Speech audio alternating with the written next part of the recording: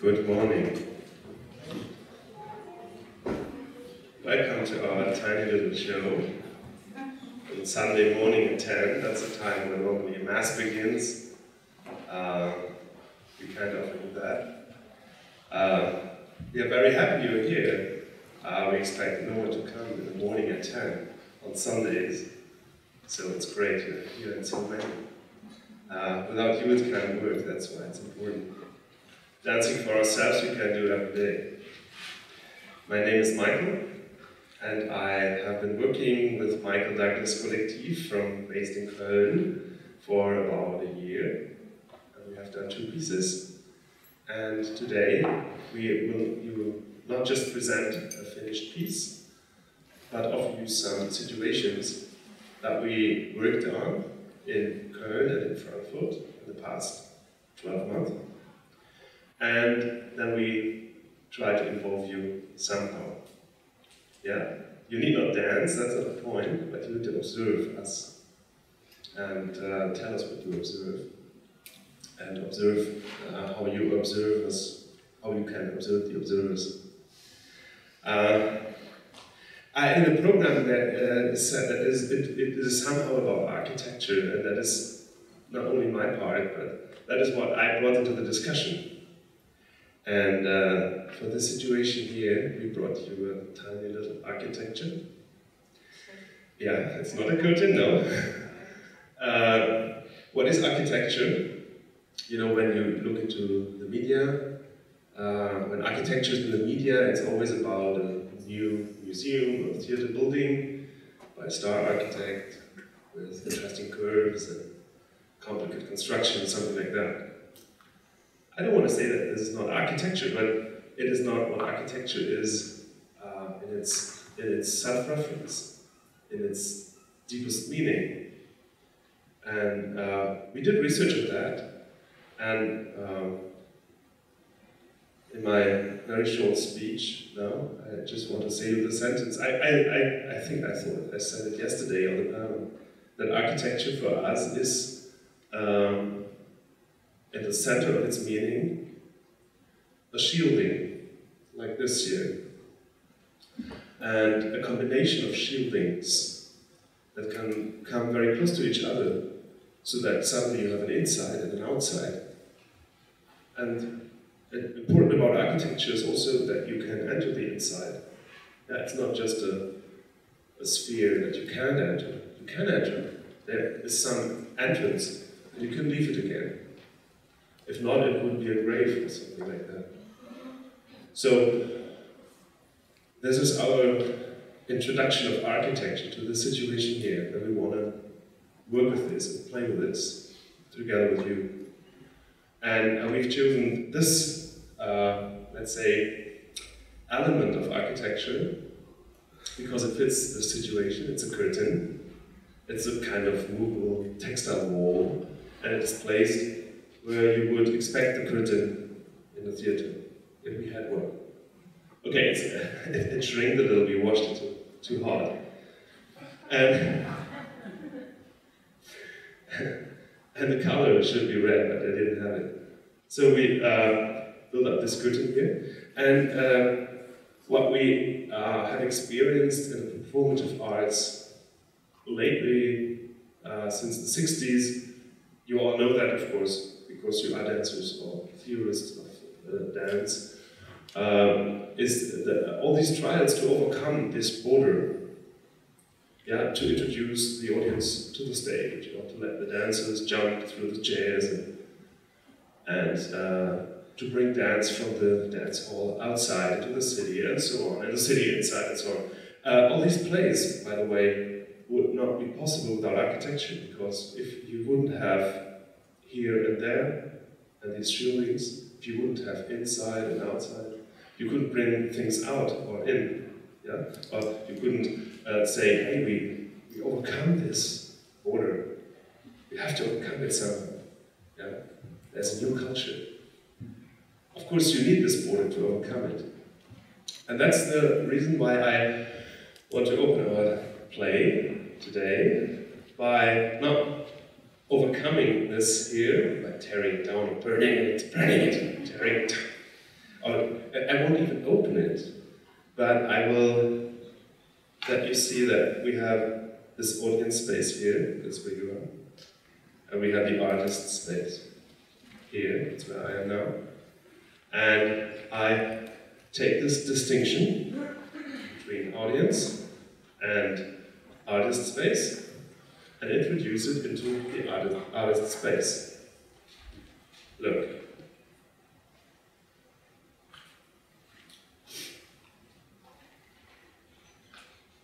What do you see now?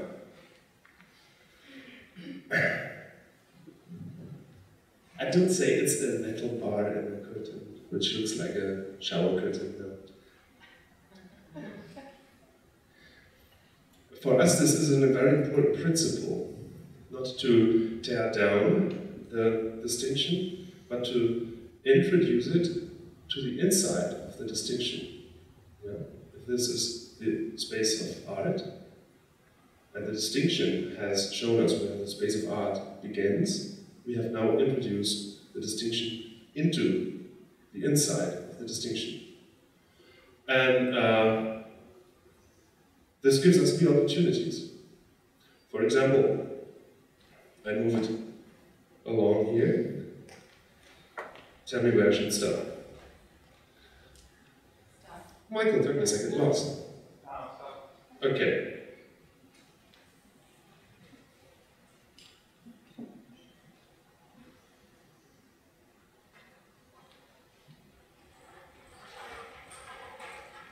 So,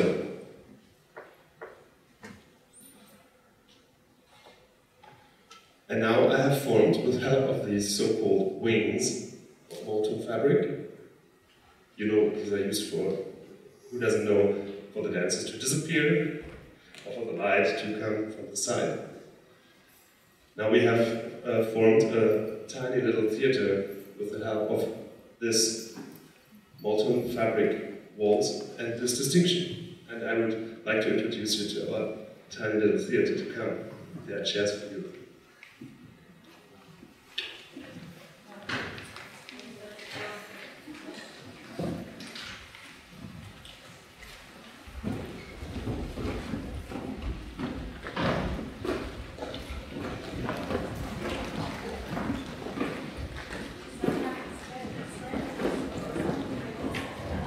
Yeah, you are so many that is great. But we have 15 chairs in this theater, and we have some more reserved chairs here, and we have a lot of standing space.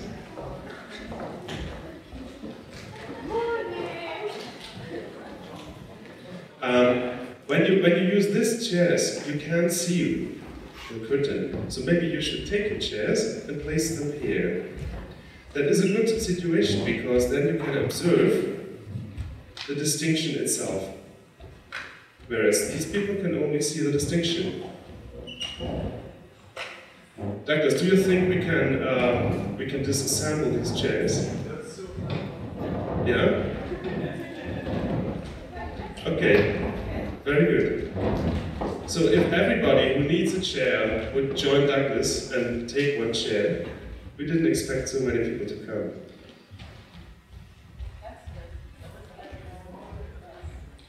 Douglas, I think most people want to stand. Yeah. Yeah? Okay, they're on the way. Yeah. Yeah, very good. You can place them here, Alan, on this side.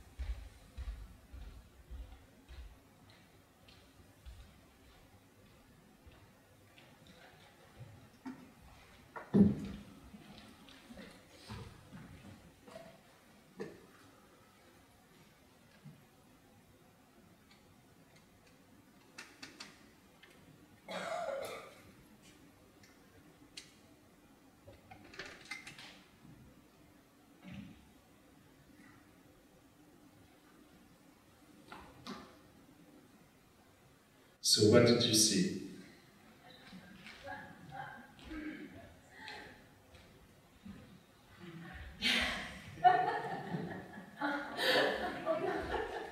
Thank you.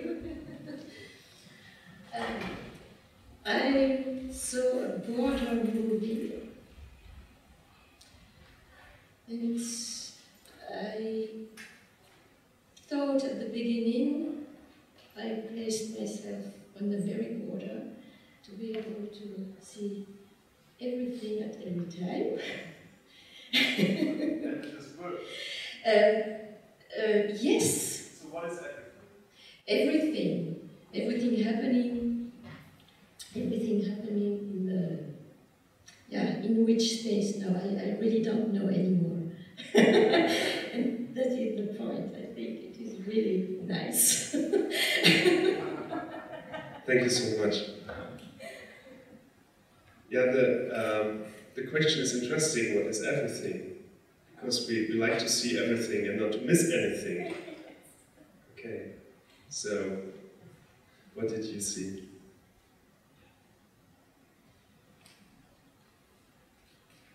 Well, I think I was always seeing something. Not everything, but something. Very little at the beginning because I was very close to the border, but something because there's a reflection on the floor, a shadow, so you can see movement. You know, there's movement happening behind.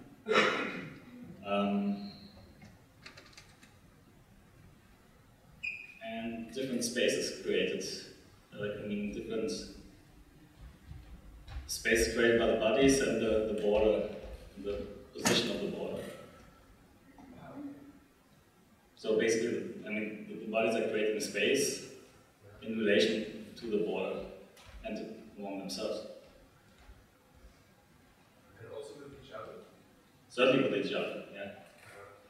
These elements on stage are creating the space together, the movement and the physical element that's there.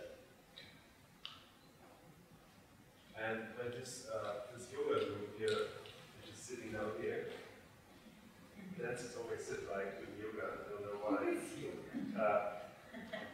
We introduce the ball. What happens to them? Well, that is what we really care for in architecture, to understand.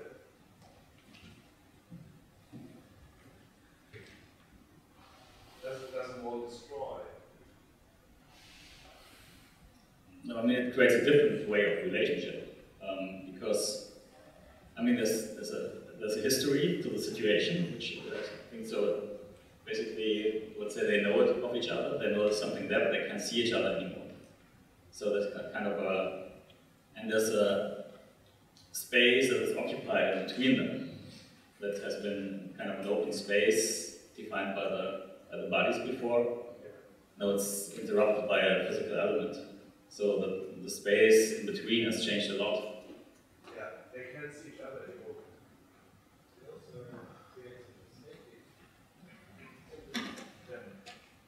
I would say it also creates a perspective that you can see a group here and a group there, and this group is larger than that group. And so as this one person, it creates a different awareness of the same space.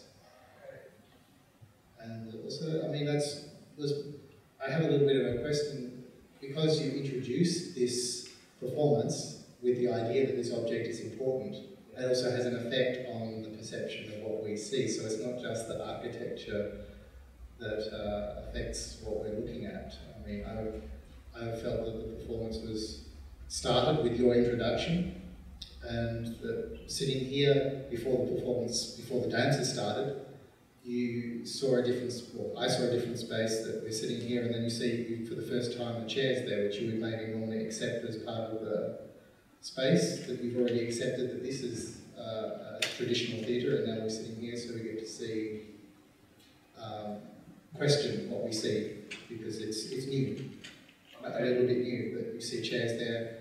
But I was also more aware of maybe the colour, that you said that the colour was not important, because that's what you had, but actually it is important, because I could see that I was questioning the colour, you know, or maybe because you mentioned it, I don't know, but there are many more important elements that affect the performance. You know what I mean? It's not just the architecture of the performance is maybe not just the object.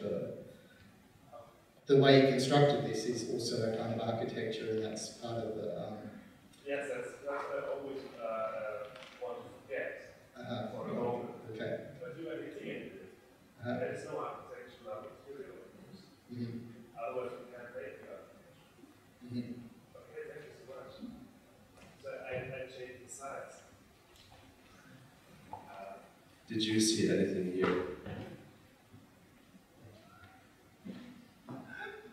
I saw a relationship between many spaces. The one is the classical, in English, I don't know, still the same.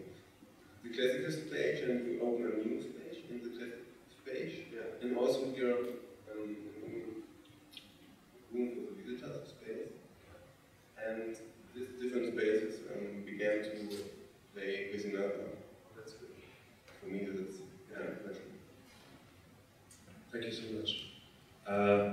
Spaces play with each other. I think that's a good title for what we try to do. But you didn't see the audience, didn't you? You are so hidden here, and they can only hear our voice.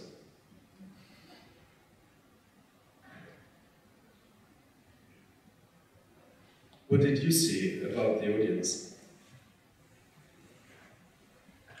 I think it was a little confused about what was happening at the beginning. Perhaps to make a choreography, what is the foundation of choreography? You make a space, but you know, it's very interesting to see the beginning, how people react to it. And I think we're expecting something big, but we always in architecture we start with little things. And as a choreographer, I'm an architect too.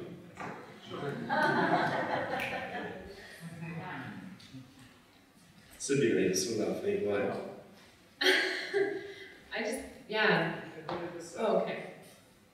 Well, I'm curious what these people saw who came in later. Maybe that's something else. Let's see what they saw.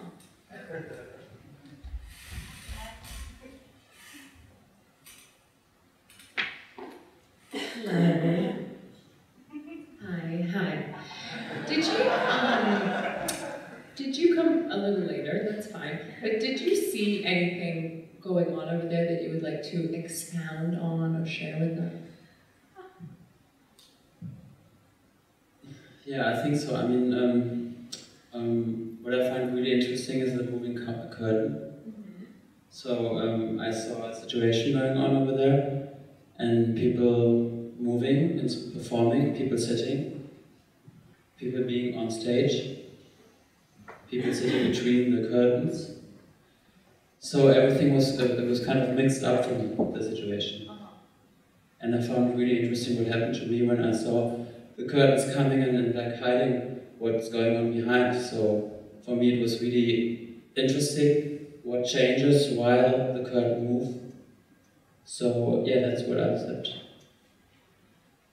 I'm curious, did you feel like an audience member sitting here? Because you're technically in the audience space, what we would traditionally call that, but actually you're outside of what's, do you know what I mean? Can you tell me how that? Yeah, I felt a little bit observing the situation. I mean, I was not informed. So I didn't get what you said before. I didn't know what's going on, to be honest. I just know that it was about architecture and movement. And I felt quite yeah, this situation was really interesting for me to feel like observing the situation, not knowing what's going on, but then I was open for my own things coming up, so thoughts coming up, and I was quite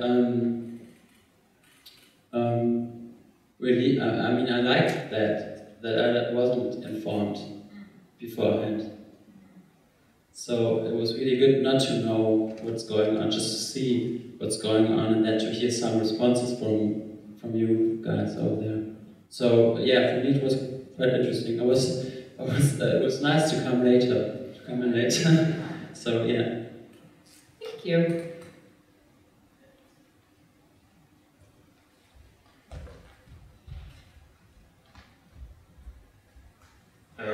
We developed our pieces in Köln and in Frankfurt, mainly with reading Niklas Luhmann and his theory of sociology. And as you perhaps know, he draws heavily on the British logician George Spencer Brown, and he uses his logic of distinctions to build a model of society. And for us, his notion of observation was very important. As Spencer Brown, or following him Luhmann, say that an observation is a very, very simple thing to some extent. An observation is that you draw a distinction and you point at one side. And what we try to do is drawing distinctions like this.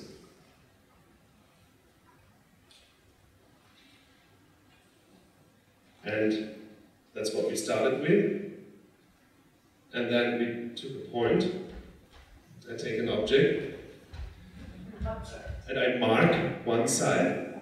It's important that it is an action to mark. And there is no distinction without a marking. And there is no possibility to mark something if not one side of the two sides of a distinction.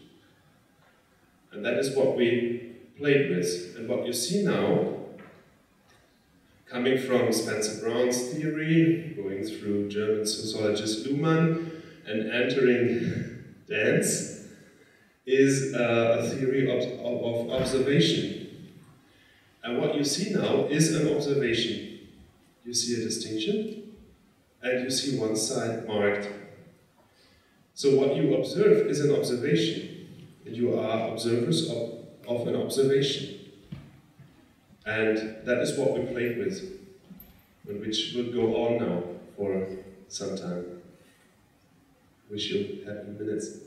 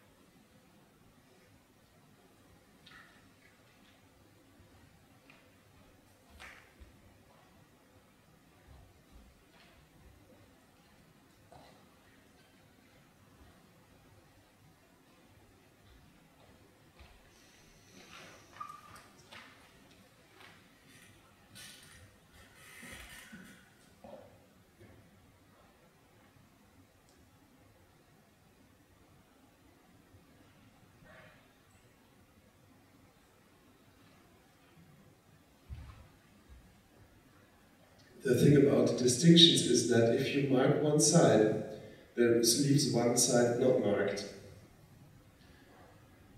And this is you can't call it a relation because nothing goes through a distinction.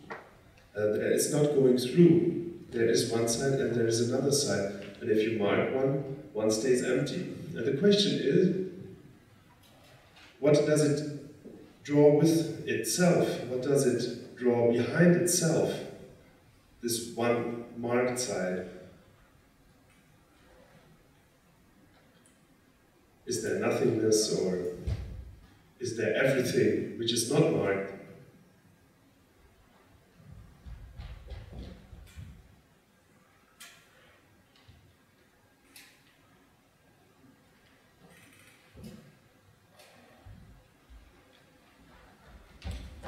So we experimented with these situations, and we found out that there is some strange way of relation, which we don't really want to call a relation. Maybe it is a communication between the market side and the empty side, which is not that empty actually, in logic. But the strange thing with distinctions in architecture is that you can draw a distinction, that you can mark one side and say, this is my home, or this is a theater space, or a cafe. And at the same time, you can use the other side. Because outside my home, there are cars, and a light train coming. So finding out about these relations about the marked side and the side which is not marked, because this is the marked side by Michael, and this side is not marked, but this side is marked by Douglas. And this is not by Douglas marked side. This sounds maybe strange, but imagine that in architecture, if this is inside from the point of view of Michael, this is the outside of the point of view of Michael. Whereas from here, this is the inside of Douglas, not of Douglas, but from his marked position, and where Michael is the outside. So architecture has four sides. You have the inside seen from the inside, and the outside seen from the inside, and you have the outside seen from the outside, and the inside seen from the outside. These are four sides in an architecture, and not two. So finding out about what in inverted commas, what kind of relations there exist between the two sides, we again and again remove the wall.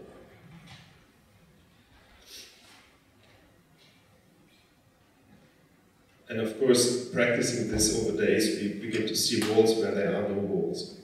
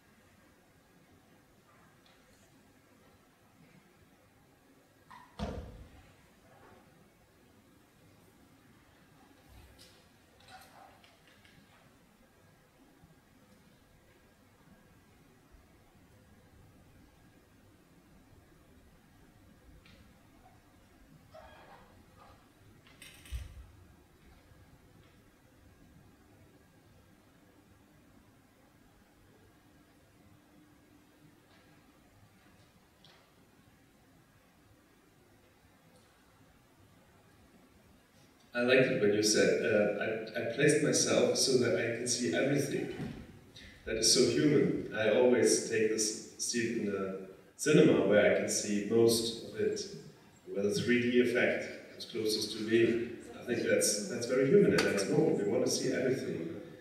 But if you think distinctions, and there are distinctions everywhere, there's no chance to see everything. Yeah, you can only mark a side and draw everything with you which is not on the side without knowing what it is.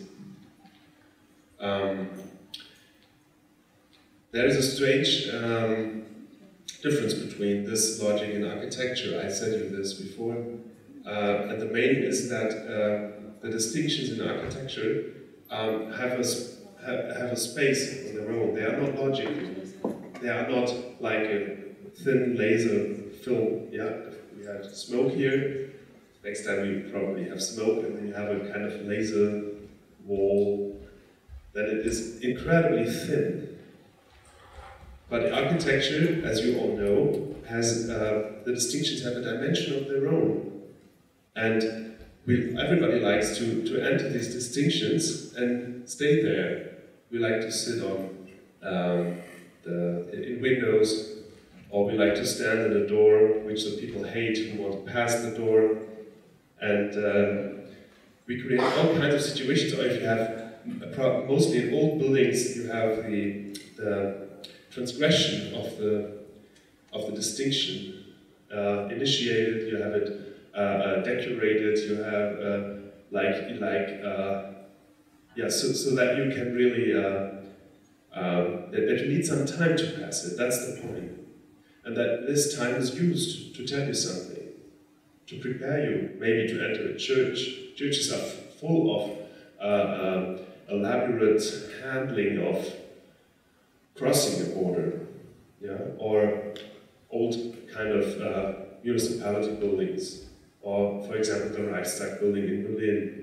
Yeah, you go up the stairs, then you have the big columns, you pass the columns, and then you pass a wall, and then again and again, but you somehow never get in, and suddenly you're in. And that is a difference. And this thin little cloth here, this textile fabric, wants to symbolize that we started working with a logical concept. But we also try to do what you normally do in architecture. That is, we enter the distinction.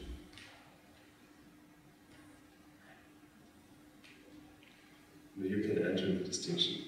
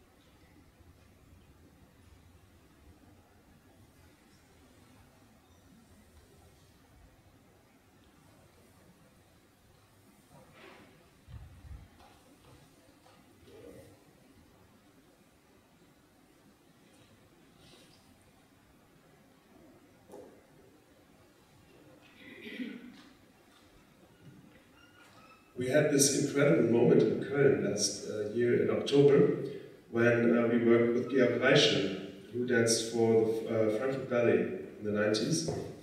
And Georg Reichel did practice, rehearsing with Michael Douglas Collective. And it just took us some minutes to find out that what he practices with the dancers is as well about distinctions. It's not that we were looking for distinctions everywhere and we had to find them somehow. We just came to this topic. So, starting with distinctions in architecture, and you might call this here an element of architecture, led us to seeing distinctions in movement itself. Michael, could you show it? What Georg practiced with Michael Douglas was things like stroking or approaching body elements of yourself, of your partners, or of some kind of architecture.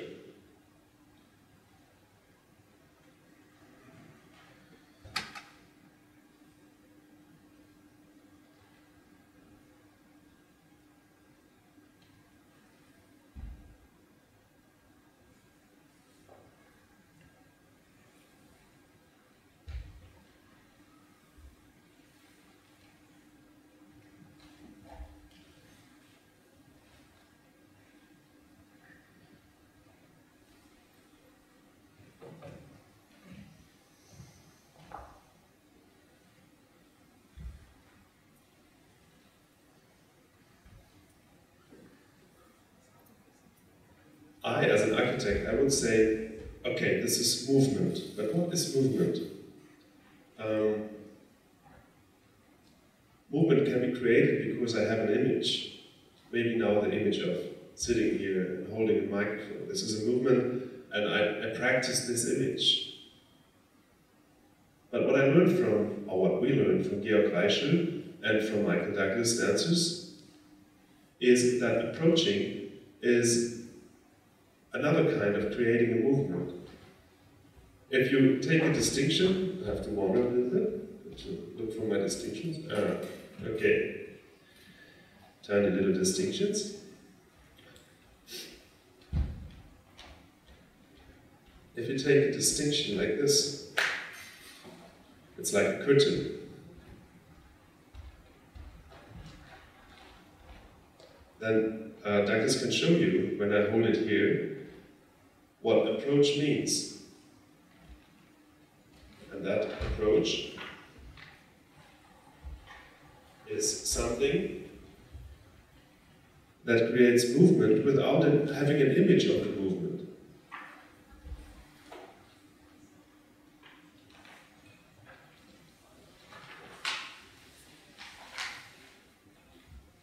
And this, to us, seemed a fundamental difference. I don't want to say that we discovered something new, that's not the point. The point is that we were looking for our approaches to architecture. And the approach of dance to architecture, we are very sure now, is not to reform some kind of curves that an architecture suggests you.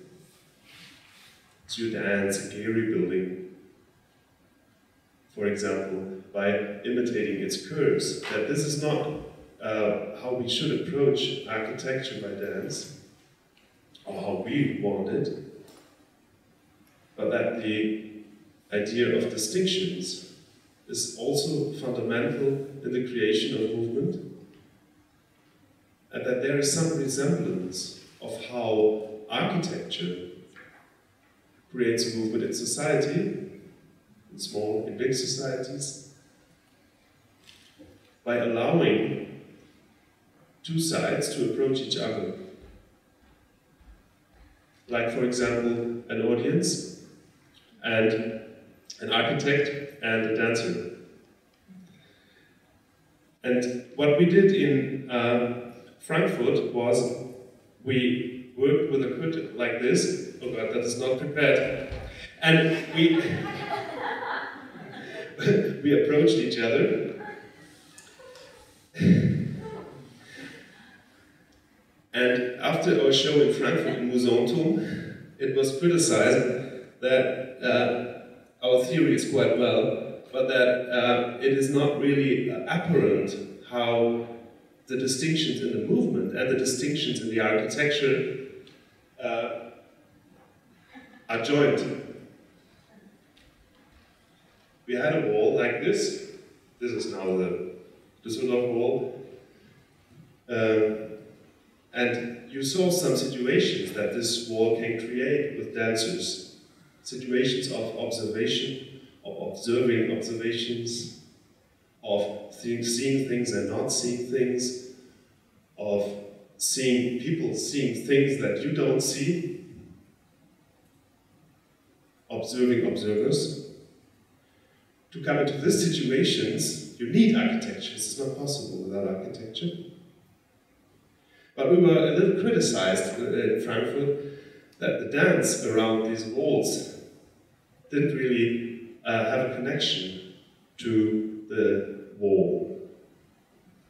In Frankfurt we also had a very clear-cut light system that we couldn't repeat in this big hall here. So definitely. And we combined the setting of the walls with the setting of the light, left, right, front, back, and so on. And we brought this research question to you.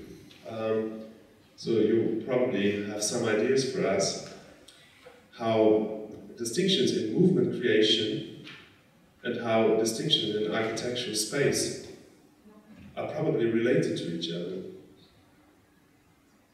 But before we start, I start asking you, I would ask the dancers first to show us again, a little more extended, what it means to apply distinctions in dance.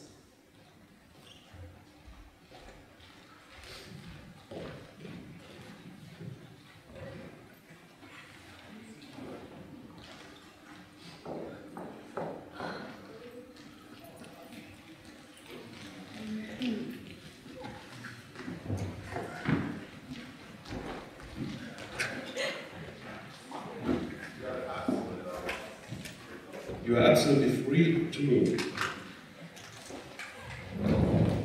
We are happy if you don't move out. But this is also something architecture allows for. You can always decide inside or outside.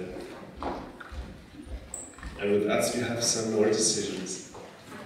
So take your observation point that you prefer, what you want to see or what you don't want to see. And if you think that from here you see most, I'll tell you the difference.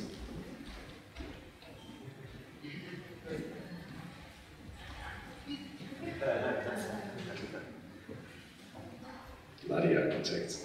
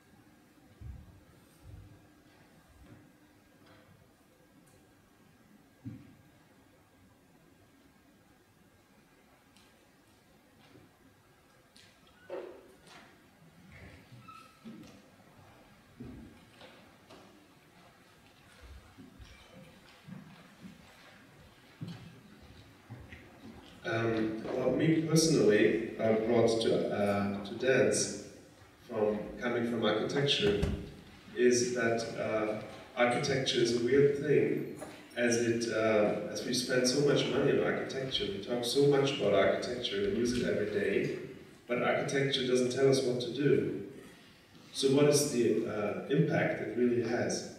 That's not so easy, as in a space like this, I can turn if I want, and I can stand on my hands now instead of my feet if I could, but the architecture won't hinder me.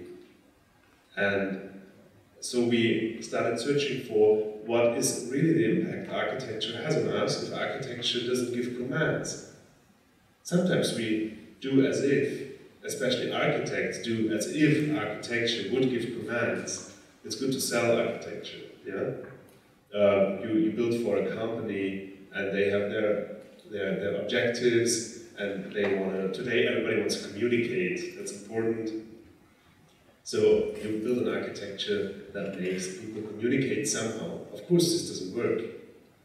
Architecture can make us communicate. Only we can communicate. So what is the impact architecture has, if it has any? And if you want to arrive at a point where you probably begin to understand that you have to leave behind yourself the material. And you have to leave behind yourself the construction, although it's important. There's no architecture without construction, of course. But the impact that architecture has on us will not be the construction. So, what is the impact architecture has? And what we do is now researching how a view on architecture as a technique of distinctions and dance as a technique of distinctions might probably merge at some certain point, and we want to ask you if you have seen anything that would help us in the future. Doesn't matter if not. We don't know it. But it's important, and that's our next step. I was told this is a research conference, so we brought a research question for you. Oh yes. Someone's so brave.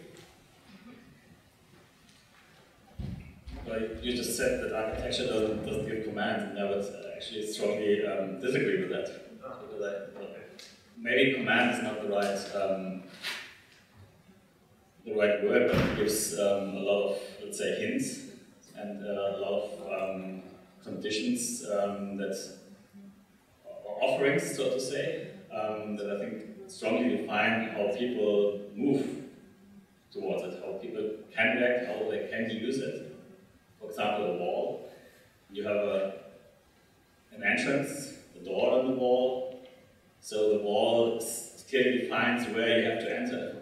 So basically your movement absolutely is defined by the condition, the assembly of the wall and where the door is located. Just like one simple example. So there's certainly, you can now try to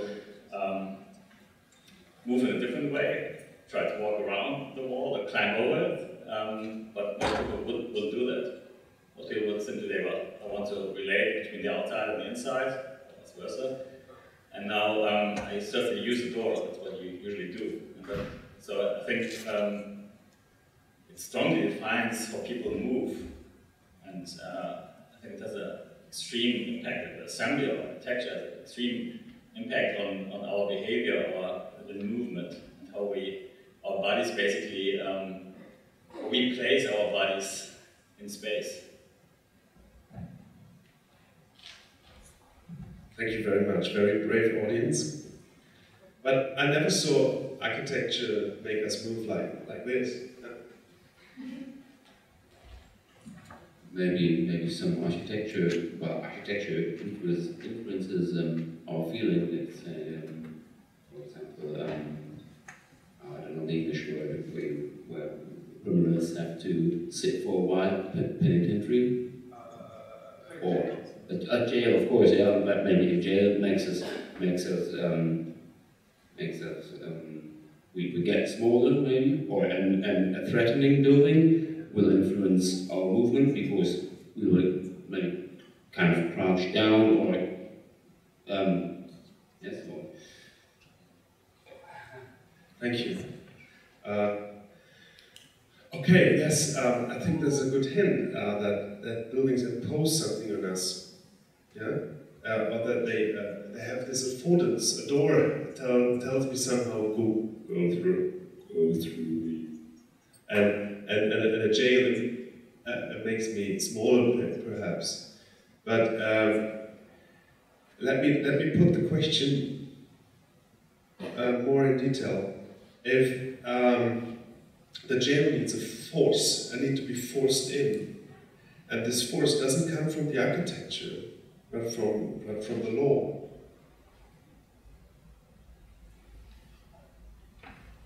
I mean, architecture or structure is fits to its function. So maybe the jail has big powers with kind of slots where machine guns stick out. Yeah. So. Yes, but you remember Johnny Cash's concert in the jail?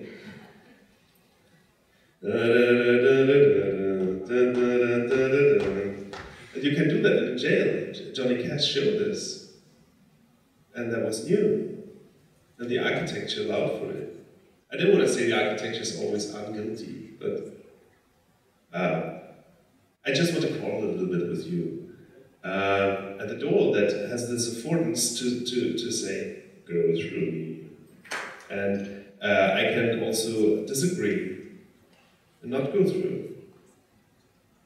Or put it another way, why do I go through? Just because it's a door? Tell me.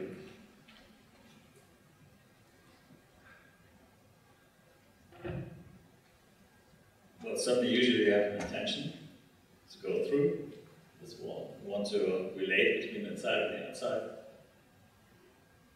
You cross. You cross.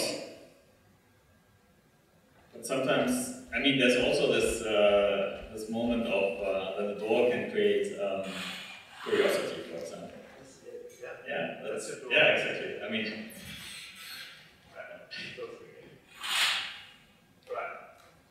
and well, actually, it's a wonderful example because somehow this element, this awkward element, which is so weird because it has this frame around it, and then this curtain, which kind of seems to be something that wants to hang free, but it actually doesn't. It's encaged. And when you move through, you're forced to move through in a certain way. So there's a curiosity created by the object, and you know there's a curtain. You can actually. What do you mean with I move through in a certain way?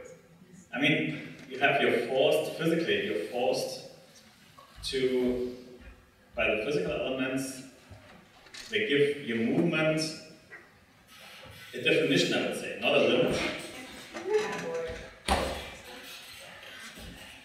So I absolutely agree, you have 100,000 ways of moving through, still, but...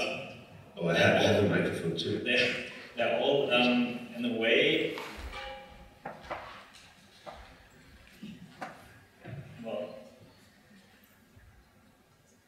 there's a frame defined. There's a frame defined for your movements. So you have to relate. Show me the frame. You are so brave. I'm so happy that you're here. Show me the frame in architecture that moves us somehow. So, I mean, I have curiosity because I see there's something that allows me to go through. Kind of, how will you say that in English? Trigger. Will trigger me to go through. So this triggers you to go through? This yes. Not. Okay. So that's what I mean. It's an awkward object because it has so many contradictions in itself. I can tell you. Yeah. So, well, usually now I really like to go through in the way I usually move through a curtain, like this. I can. Yes. So now the element, the architecture of the element is forcing me to do something to move through. No, the people who educated you forced you to open a curtain like this. It's not the architecture.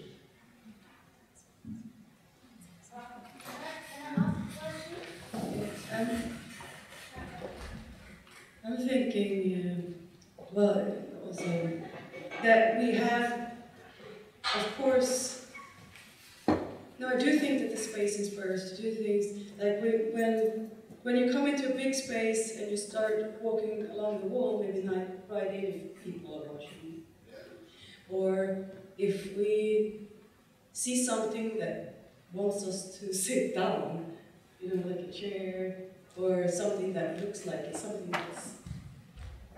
And it's like a kid that wants to press a button. Sometimes the architecture do want us to move in a certain way, but it comes, of course, from things we have experienced or memory. Thank you. I think that this is important, that we approach architecture never without belonging to a certain culture that has taught us how to use this architecture, or a door, as you say, or that we feel forced somehow to press a button. But this is learned, yeah? The architecture is totally unguilty for this. So what does architecture do?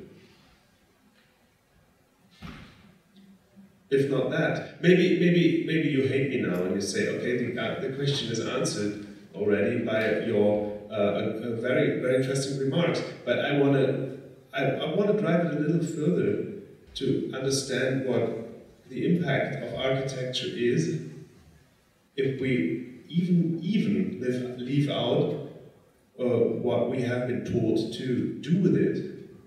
If we leave the red button out, like here. Michael, can I ask a question? Oh yes.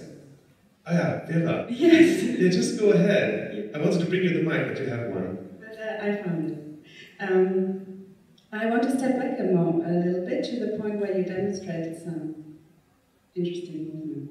And I entered late, so maybe you already discussed this question, but my question to you, Michael, would be like, how do you define architecture? Is it, for me, I get the impression that it is very building and hardware orientated sometimes, how we discuss it, even now I feel a little bit like that, and how if we look at architecture as a concept, as defining and relating to space or in space. Because then I would say the way you demonstrated to move is not so far away anymore. So if you look at architecture being defined as relating components in space, then this would happen. And then architecture can make this happen if you define it like this. So since I'm new in this field, and I'm going to work with you, I'm very interested to hear this question a little bit, to see... oh yes, so I have to be careful now, so maybe after that you don't want to work with me anymore. No, don't worry. Vera, we started here with the curtain in the normal position where we expect the curtain in the theater. And we introduced it by not opening it and not overcoming it, this fourth wall, this border, but by introducing this distinction between audience and artists into the space of the artists. Very easy. It's incredibly simple. And by this movement, we created here, between the wings, where are still some guests sitting, a little tiny theater. And then we started playing with this wall, like we did in Frankfurt, by using its quality as hiding something, but not only hiding this new artist space from the new audience space, within the audience space, but as well by using it as a distinction between two dancers, for example, and by watching this distinction, and by moving it away and letting the dancers dance without. And that is how we work in architecture, as a pure distinctive element of what we're doing, and not at all material. And the audience made very good remarks. I hope we do have a take on this. And just before you came, I introduced our research question, which is how the distinctions in movement that were strongly introduced to Michael Douglas by Georg Reiche. How these distinctions, and we visualize them by papers, distinctions of approaching my body parts or myself to Douglas, how these distinctions that work here might be related to the distinctions of architecture. Douglas, now it's you. Hi, Michael. Hi, Vera. There's a question.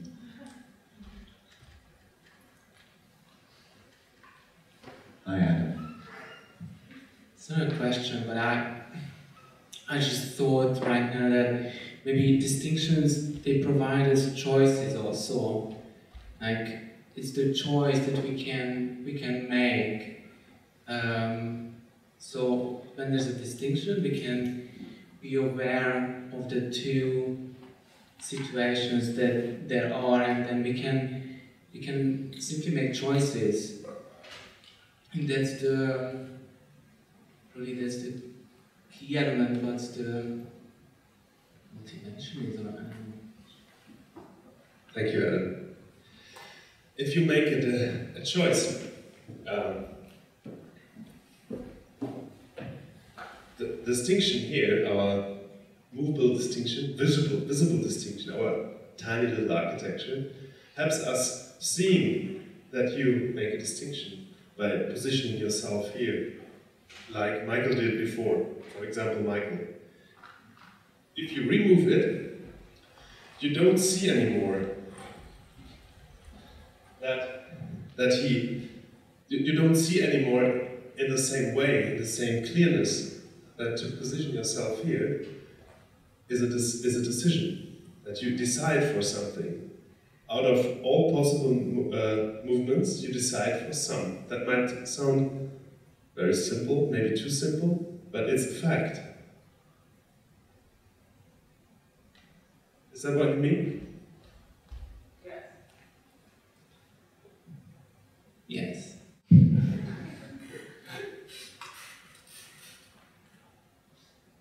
So does it bring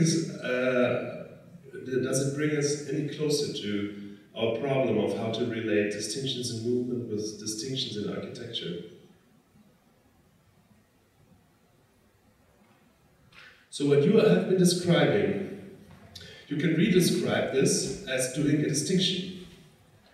So probably the role of architecture is not so much to pull me through that door or make me shake because the space is so red or green, but probably that I decide for something.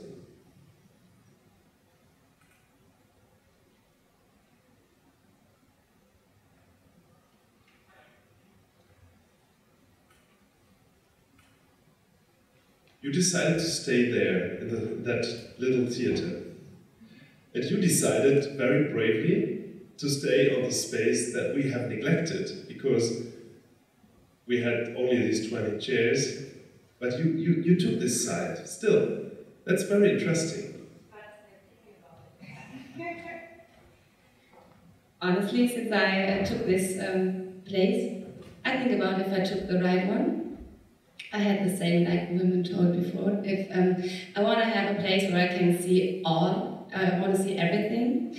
And then I was kind of changing a bit. I want to see everything, and then I decided to quit this. It was too stressy for me to think about where I am and where should I go. And then I decided to take what I can get, to see what I can get. Sometimes I just saw feet, and sometimes I saw everything, and sometimes the curtain gave me the possibility to focus on something. And sometimes I had this, for me, kind of stressy, shitty position that I saw everything and it was too involving me. And I don't think that architecture tells me what to do, but I think it helps me to take it gives me an option. I can take the decision to go through. If the curtain is in front of me, I really want to pass it. It gives me an option to pass it because maybe I want to see Michael behind it. yeah, I think it gives me options and possibilities to think about me and myself in any space. That was very beautiful. I couldn't do it as well as this. Thank you so much. What is your name? Martina. And what is your profession? I'm working with the dancers, and I really enjoy dance. I'm organizing dancing projects for young people. Okay, good. When do you do that? Okay, it's my lobby now. I'm working in the North Rhine-Westphalian office for contemporary dance, and we sit in Cologne, but we work for the whole North Rhine-Westphalia area. Okay, thank you.